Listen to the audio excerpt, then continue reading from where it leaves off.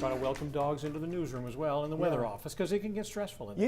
You two are heavy dog lovers. Like every story we do about, and I like dogs. I have a dog. You're a heavy dog lover right, for your dog. Yes. We're heavy dog lovers for all dogs. I'm kind of like that with kids too, though. It's like I like my kid. I don't know these other kids. I don't know. They seem fine, I guess. Here's a look at the radar. We got some snow going on. Thank you to the weather watchers. They're not weather watchers, I guess, because they don't always report into me. But I asked what was going on in Lewiston and Augusta, and I heard that it just broke into light snow. So these bands looked heavier than they really were, and that had to do with the dry air at the surface kind of eating away at them. Out towards Rumford, getting some decent bands of snow as well. But if you look at this system on the whole, it's kind of disheveled, as these type of clippers typically are, and they're not really well put together. But we're trying to close this gap of precipitation from Lewiston down to Portland, and we'll do that over the next few hours and get into some light bands of snow and maybe a few moderate ones late tonight, early tomorrow morning. So you see that how it kind of pulls that precip shield together 8, 9 o'clock. But notice we start to have boundary layer temperature issues right along the coastline where it's 34, 35. So we might change over to rain in Portland and down into Cape Elizabeth and into Brunswick as well, and then right along the coast here through Wiscasset.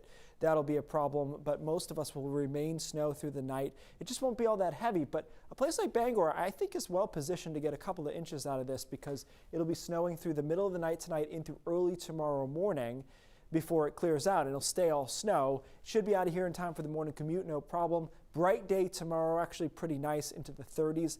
And then our next little clipper comes through tomorrow night. Now, originally it looked like this could be a little bit juicier. I don't think it's much different. I think we're talking about an inch or two here tomorrow night into early Thursday morning. Same deal, it's out of here for most of us for the morning commute. Temperatures drop Thursday afternoon, and it's quite cold Thursday night and into Friday. So total snowfall amounts here aren't going to knock your socks off. Coating to 2 inches, 2 to 4 into Bangor up to Presque Isle as well, and right into down East Maine. Our immediate coastline is a little bit less because of the mixing.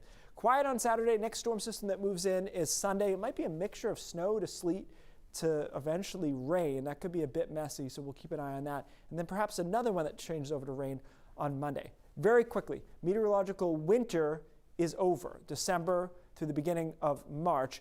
21st warmest out of 82 winters back to 1940. If you take into account the records to the 1800s, which are a little bit more consistent with where the thermometer is placed, it's 35th warmest out of 148.